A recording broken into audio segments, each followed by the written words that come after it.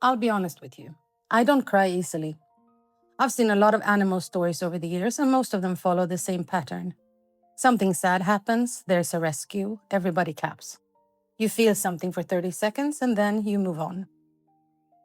So when someone first told me about Scarlet, I thought, okay, another feel-good story. I was wrong. And before we go any further, drop a comment and tell me where you're watching from and what time it is there. I love knowing where in the world these stories are landing. Back to the story. It's March of 1996, in Queens, New York. A cold night, the kind of cold that gets into your bones and stays there. A fire breaks out in an abandoned garage on the corner of 30th Avenue. Now, before I tell you what happens, you need to know what the garage was. It wasn't just a building, it was a place where homeless people slept in the winter. Cardboard on the floor, shared body heat, the smell of old wood and engine oil. Scarlett had chosen it deliberately, not because it was safe, because it was warm, and when there were people, there was less danger. She had given birth 4 weeks earlier in the garage. 5 kittens, all of them blind. At 4 weeks old, they couldn't walk properly, couldn't regulate their own temperature, couldn't do anything except cry and feed. They were entirely, completely dependent on her. The fire was set deliberately. Arson. Somebody burned that building on purpose. The firefighters arrive fast. They start working the building. And then one of them, a veteran named David Gianelli, 20 years on the job, notices something strange. A cat coming out of the burning building. The cat is carrying something in her mouth. She sets it down on the grass. A kitten. Then she goes back in. The building is fully engulfed with fire. The smoke alone could kill you, but she goes back in. She comes out with another one. Goes back in. Again and again. 5 trips, 5 kittens. One by one, she pulls every single one of them out of that fire, and then she collapses.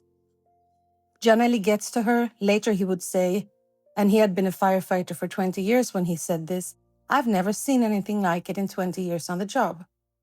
What he found on the grass was barely recognizable as a cat. Her eyes were still shut from the burns. Her ears were gone. Her face was raw. And her paws, the pads of her paws were so badly blistered that she had left a trail of bloody prints on the asphalt with every single trip back to the building. She had walked through fire 5 times, leaving blood behind her each time. The vets who treated her later said that she would have been dead by the second trip, that the pain alone should have stopped her, that there was no medical explanation for how she kept going back in there. But here's what she did before she passed out. She crawled to each kitten one by one, touched them with her nose. She was counting them. She couldn't see. She could barely breathe. But she needed to know. She needed to know that they were all there. The smallest of the 5 was a black and white kitten. They named him Oreo. He died 5 days later. He was the last one she'd carried out. The vets think he inhaled too much smoke on that final trip. He was just too small. Scarlett never knew. If this kind of story means something to you, subscribe. There are no algorithms running this channel. It's just me finding the stories that deserves to be told. Here's something most people don't know about cats. In the 2 to 3 weeks after giving birth, a mother's cat's brain is flooded with oxytocin, the same hormone that drives human maternal bonding. During that window, the signal that says protect your young is so strong that it physically overrides the signal that says you are in danger. It's not a choice, it's chemistry. And here's the part that explains what Scarlett did before she passed out. Every kitten has a complete unique scent. Mothers don't count their youngs with their eyes. They count with their nose, even blind, even with burns covering her face. She knew exactly how many she had, and she knew, by smell, whether each one was breathing. But there's one more thing. Studies on nursing cats show that their pain threshold rises significantly after birth. The body suppresses physical distress signals when offspring are at risk, which means that Scarlett almost certainly felt less pain than you or I would have. Not because she was tougher, but because her biology was protecting her ability to protect them. Now, this is the part that gets me personally. She was a stray. No home, no human, no safety net. Feral cats, those are cats that survive on their own, actually show higher rates of offspring survival in the first 30 days than domestic cats, because when there's no one coming to help you, the instinct sharpens. Nobody was coming to help Scarlett. So she helped herself. So she went back in 4 more times.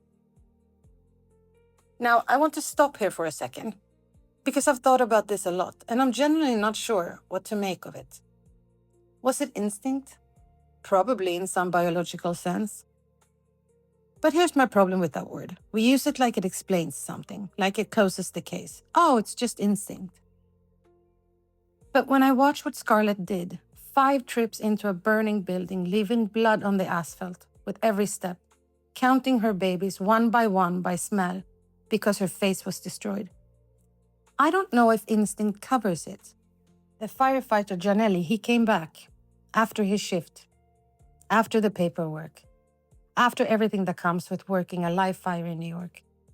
He drove back to the animal hospital on his own time, walked in and asked how Scarlett was.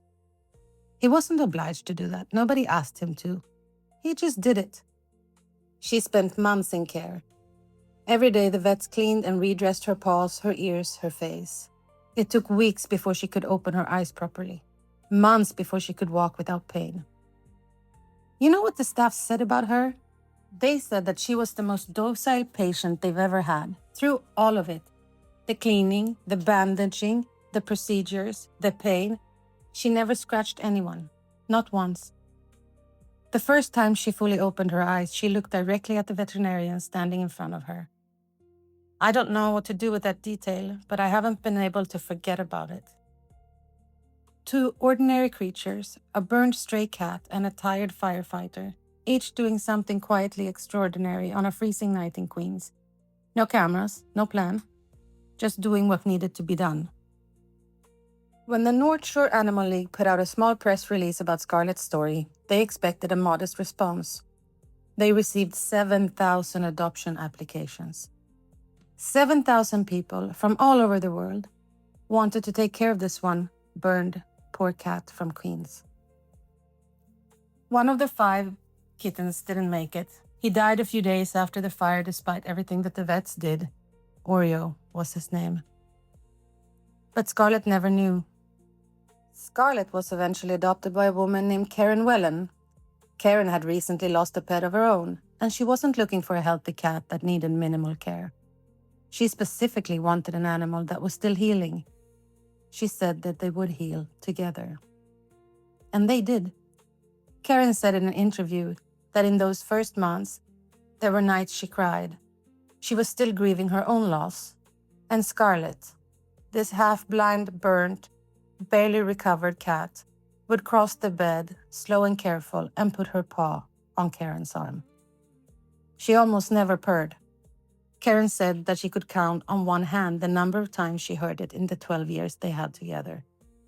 But in those moments, she did. Scarlett lived with Karen for 12 years. She passed away in October 2008, peacefully, in a warm home, a long way from a burning garage in Queens. The North Shore Animal League gave her a formal commendation. The first cat in the organization's history to receive one. A stray from Queens. No name, no color, no home. The first. But before I go, I want to hear from you on this one. If Scarlett had gotten out of that building after the first kitten and never gone back for the rest, would you have blamed her? She was already safe. She was already on the grass. She could smell the smoke. She could feel the blood on her paws. She had every reason in the world to stay out, but she didn't. Do you think mother cats feel love the same way that human mothers do? That they would give their lives for their little ones just the same? Leave your answers in the comments. I read every single one. And if stories like this mean something to you, subscribe. Scarlett's story deserves to be told.